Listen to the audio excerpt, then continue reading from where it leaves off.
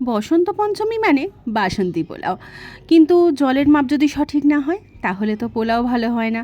আজ তাই একদম সঠিক মাপসহ রেসিপি নিয়ে হাজির আমি পারমিতা, আর আপনারা দেখছেন দুর্গার হেসেল। সরাসরি চলে এলাম দুর্গার হেসেলে। বাসন্তী পোলাওয়ের জন্য গোবিন্দভোগ চাল কিন্তু মাস্ট। এখানে 1 কাপ গোবিন্দভোগ চাল নিয়েছি। বেশ অনেকটা জল দিয়ে চালটাকে ভালো করে ধুয়ে নিয়ে জল ঝরিয়ে নিতে হবে। খুব বেশিবার কিন্তু চালটা ধোবেন না, একটু বেশি জল দিয়ে একবারই ভালো করে ধোয়ার চেষ্টা করবেন। চালটা ভালো করে ছড়িয়ে দিয়ে জলটা ঝরিয়ে নিচ্ছি। জল ঝরানো হয়ে গেলে চালটা একটা থালার মধ্যে নিয়ে নিচ্ছি। এর সাথে আমি দিয়ে নেব, যেহেতু 1 কাপ চাল নিয়েছিলাম, 1/2 চামচ মতো আদা বাটা, নিয়ে নিয়েছি 1/2 চামচ মতো হলুদ গুঁড়ো, আর দিয়ে নিচ্ছি 1 চামচ মতো ঘি। সব কিছুটা ভালো করে মিশিয়ে নেব। অনেকে কিন্তু এখানে গরম মশলাও দিয়ে দেন, কিন্তু আমি গরম মশলা গোটাই পছন্দ করি পোলাওতে। আমার মনে হয় সেটাই বেশি ভালো হয়। আমি ছোট থেকে এভাবেই দেখে এসেছি মা জেঠিমার কাছে, তাই এভাবেই আমি করব বলে আমি এখানে গরম মশলা দিলাম না। এখানে নিয়ে নিচ্ছি গোটা গরম মশলা, তেজপাতা, নিয়ে নিলাম 1 টেবিল চামচ ঘি, কাঁচা লঙ্কা, নিয়ে নিচ্ছি চিনি। এখানে আমি বড় চামচের 2 চামচ চিনি নিচ্ছি। স্বাদ অনুযায়ী নুন নিয়ে নিচ্ছি, আর নিয়ে নেব কাজু কিশমিশ। এগুলোর কোনো মাপ আমি বললামই না, যত খুশি তত দিন না, কি এসে যায়। ঘিটা আমি কড়ার মধ্যে দিয়ে গরম হতে দিচ্ছি। ঘি গরম হলে দিয়ে নেব গোটা গরম মশলা, তেজপাতা। হালকা একটু নাড়াচাড়া করলে দেখবেন একটা ভীষণ সুন্দর গন্ধ গোটা ঘর মমা করছে। তখন দিয়ে নেবেন কাজু কিশমিশগুলো। কাজু কিশমিশগুলো দেওয়ার সময় গ্যাসের ফ্লেমটা কিন্তু লো টু মিডিয়াম রাখতে হবে, না হলে কিন্তু কিশমিশ পুড়ে যেতে পারে।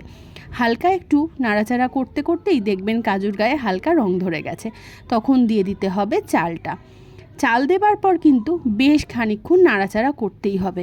চালের মধ্যে যখন আপনি তেলে নাড়াচাড়া করছেন বা ঘিতে নাড়াচাড়া করছেন, দেখবেন একটা তফাৎ হয়। প্রথমে চালগুলো একটু সাদাটে হয়ে আসে, তারপর কিন্তু জলজলে কাঁচের মতো স্বচ্ছ হয়ে যায়। একটা ছোট্ট পুট পুট পুট পুট আওয়াজ কিন্তু কানের কাছে আসতেই থাকে। যখন সেই আওয়াজটা শুনবেন তখন বুঝে যাবেন যে চালটা কিন্তু ভাজা একদম রেডি। আমি দেখিয়ে দেব চালটা ঠিক কিভাবে স্বচ্ছ মতো হয়ে আসছে। এই পর্যায় পর্যন্ত কিন্তু চালটাকে ভেজে নিতেই হবে।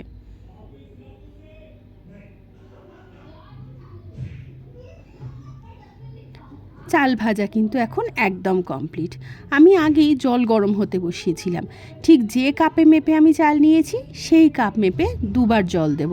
1 কাপ চালে 2 কাপ জল।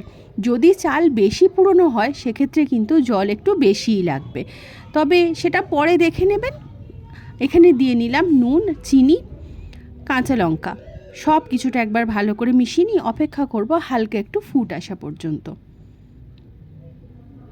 ফুটতে শুরু করেছে, এই সময় চাপা দিয়ে দিলাম, আর মিনিট 15 মতো গ্যাসের ফ্লেমটাকে মিডিয়াম টু লোতে রেখে রান্না করতে দিলাম। যখন ফিরে এসেছি দেখুন ভাত কিন্তু এখন একদম রেডি। চালটা ধরলে বোঝাই যাচ্ছে ভাতটা রেডি, কিন্তু ঝরঝরে তো হয়নি। চিন্তার কোনো কারণ নেই। গ্যাস নিভিয়ে দিয়ে এটাকে এখন রেস্টে রাখবো আধ ঘন্টা মতো।